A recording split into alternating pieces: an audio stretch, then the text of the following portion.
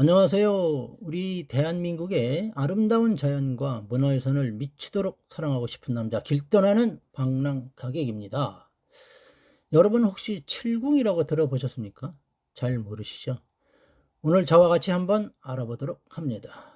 이곳은 지난해 개방된 청와대, 그 청와대 앞 사랑채라는 곳입니다.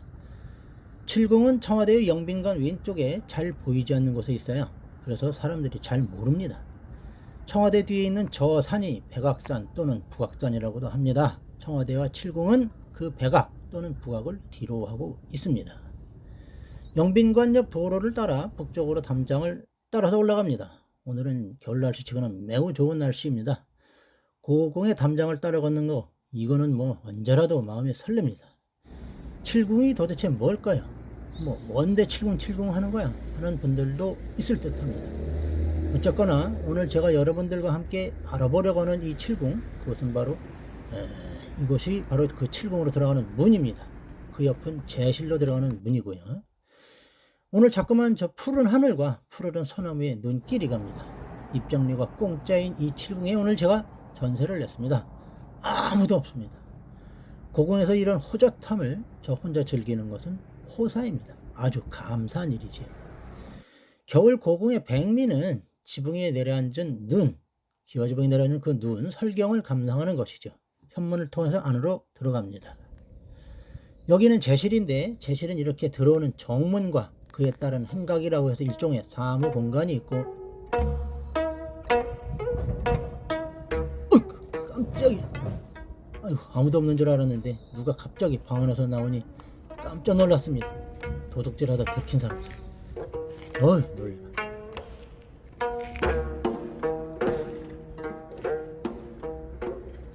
들어오는 입구 건너편에는 송죽제와 그리고 풍월헌이라는 두 개의 방이 있고, 제사에 쓰일 음식과 절의 용기, 악기 이런 것들을 준비하는 곳입니다. 노돛돌이라고 하지요. 말에서 내리는 사람이 발을 디디게 하는 디딤돌입니다. 원래 왕도 이곳까지는 말을 타고 들어올 수가 없는데 어느 일로 여기에 노돛돌이 있는지 잘 모르겠습니다. 잠시 기와지붕을 타고 흘러내리는 낙숫물을 좀 보시겠습니다.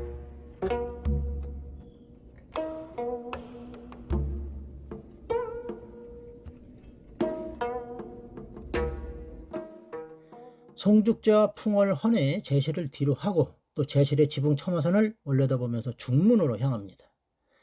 해가 잘 들지 않는 이 응달짝에는 아직도 이렇게 눈이 이렇게 마당 안에 하나가득 눈이 가득합니다. 자, 중문을 통해서 이제 칠궁 안으로 들어갑니다.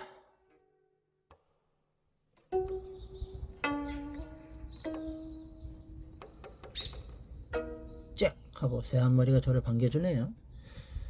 다시 내산문을 통해서 왕의 어머니 신주가 모셔져 있는 칠궁으로 들어갑니다. 복잡하죠. 바로 정면에 연호궁이라고 쓴 현판이 보입니다. 아주 조용하고 또 음산하기까지 합니다. 신주가 모셔져 있는데 왜 궁이라고 하는 거냐? 궁이 원래 궁궐을 뜻하지만 왕이나 왕비의 관을 가래나무 제자를 써서 제궁이라고도 합니다. 또 고흥자의 사당을 모시는 사당을 목욕할 제자를 써서 제궁이라고도 해요. 여기 모셔진 7분의 왕을 낳은 후궁, 이 왕을 낳은 후궁을 모신 이 전각은 다 제사를 올리기 위함인데 왜 종묘에 모시지 않고 여기에 있냐? 정비가 아니라 후궁이 때문에 그렇습니다. 후궁이 때문에. 왕과 왕비는 사후 종묘에 그 신주가 모셔지지만, 그러니까 정비, 퀸이 아니라 콘큐바인, 즉 후궁은 그럴 자격이 못 되어서 종묘에 가지 못하고 여기에 신주가 모셔져 있다. 이렇게 이해하시면 되겠습니다. 네. 이 집에 그럼 누구의 신주가 모셔져 있는 것이냐? 영조, 어머니 숙빈 최씨 그리고 정빈 이씨의 신주가 있어요. 숙빈 최씨는 좀 알아도 많이 들어봤어도 정빈 이씨는 좀 생소하시죠? 누구냐? 영조의 후궁이에요. 근데 왜 여기 있냐? 영조의 손자 정조가 왕이 되려면 사도세자가 아버지면 안 돼요. 왜? 사도세자는 죄인이 되어서 아버지 영조한테 죽임을 당했으니까. 그래서 정조는 영조와 후궁 정빈 이씨의 소생인 효장세자의 아들로 들어가서 신분 세탁을 합니다. 그래야 정통성이 확보되니까. 잘 아시는 것처럼 영조의 어머니는 인현왕후를 모시던 무술이었습니다. 영조의 어머니가 무술이었던 이 태생적 문제점은 영조의 치세 기간 내내 콤플렉스야. 아주 두고두고 한이야. 그래서 처음에 이곳에 어머니 신주를 모실 때 숙빈묘라고 했어요. 그러다가 얼마 뒤에 기를 육자에 상서럽을 상자로 써서 육상묘라고 해요. 그러다가 또 얼마 지나지 않은 다음에는 육상궁이라고 성격을 시키지요. 왕이 되어 나라를 다스리는 장장 52년 동안 무려 200번을 넘게 이곳에 와서 그리운 어머니를 대하면서 죄를 올리고 눈물을 흘려. 효심이죠, 효심. 이 현판은 영조가 직접 쓴 친필입니다. 어필이지요. 자, 이제 육상궁의 멋진 담정을 돌아서 현문을 나서면 단청을 입히지 않은 한옥이 보입니다. 냉천정이라고 합니다. 저 위에는 초가지붕을 한 정자가 하나 보이고 그 밑에는 우물이 하나 보이지요. 바로 냉천입니다. 찬물이 솟아나는 샘물이라는 얘기죠. 이 샘물이 아래로 이렇게 흘러서 저쪽으로 흘러서 작은 연못으로 흘러듭니다. 자색 자자에 못 연자를 써서 자연이라고 합니다. 육상궁하고 냉천정 사이에는 커다란 나무 두 그루가 서 있는데 향나무와 측백나무입니다. 잎이 납작하다 해서 측백나무라고 하는데 선비의 기상을 나타냅니다. 또 향나무는 제사 지낼 때 향불 피우는 데 쓰죠. 또 이 향나무가 우물가에 있으면 사철 맑은 물이 끊이지 않고 솟아난다고 합니다. 이것은 이제 백송이라고 합니다. 그래서 우리나라 자생은 아니고 중국에서 가져온 나무인데 학자의 나무예요. 요거 누구의 발자국일까요? 하얀 눈 위에 짐승 발자국. 짐승이 다닌 발자국이 어느 동굴학파의 지도 같다는 느낌입니다.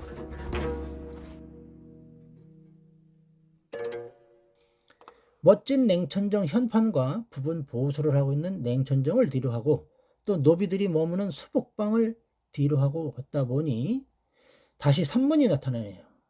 안으로 들어가 볼까요? 전체 건물을 중심으로 왼쪽에 있는 내산문을 들어서면 덕안궁이라는 건물이 바로 보입니다.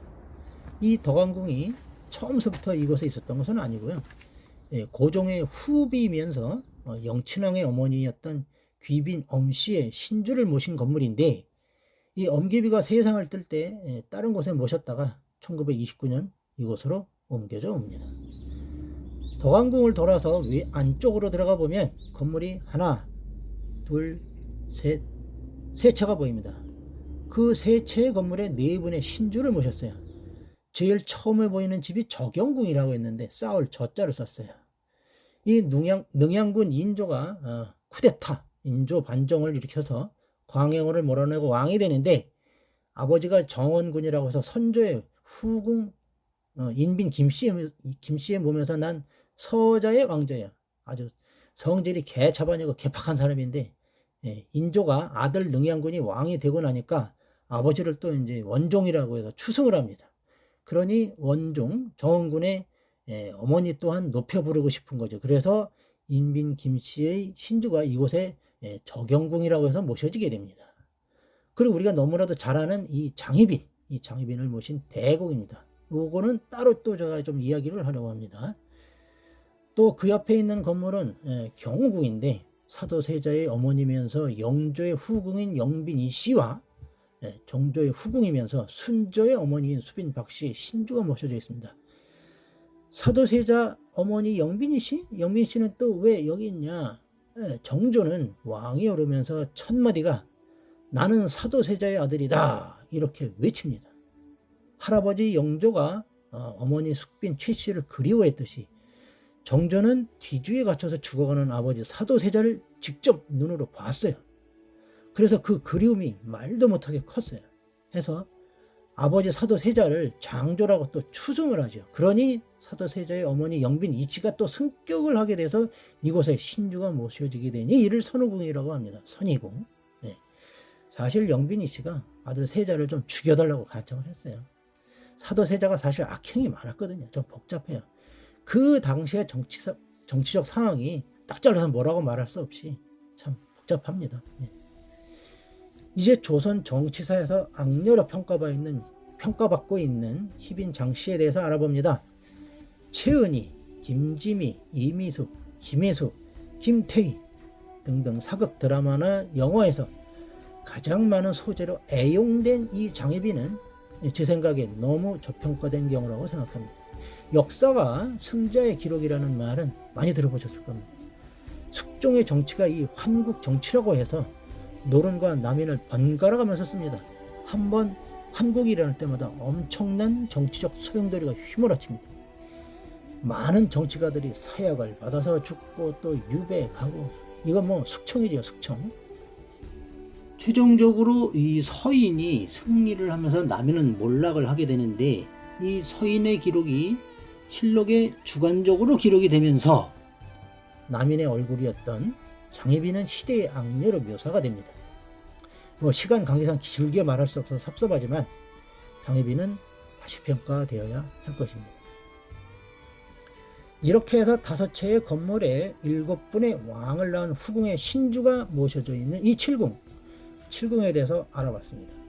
제가 뭐 처음 해보는 역사 해설이라서 많은 실수가 있었을지 모르겠습니다. 여러분의 많은 이해를 구하고자 합니다. 자, 이제 칠궁을 나서려고 합니다. 햇살이 내리쬐는 느티나무와 눈 덮인 고즈넉한 담장, 그리고 낙엽이 덮인 가을의 담장, 겨울 지붕 끝에 매달린 고드름과 그 고드름 끝에 매달려 한 방울씩 가련하게 똑똑 떨어지는 낙수, 이런 것들을 이루하고 칠궁을 나서려고 합니다. 문은 이쪽과 저쪽 세상을 연결하는 통로입니다. 닫히면 세상이 막히는 것이고 열리면 세상이 통하지.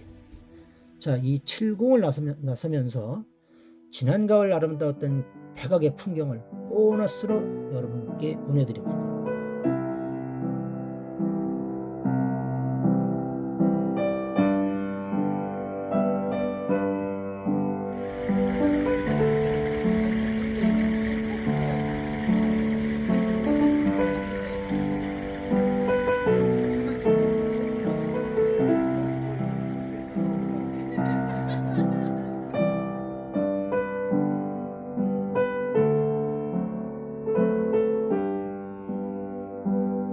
지금까지 길 떠나는 방랑가객이었습니다. 고맙습니다.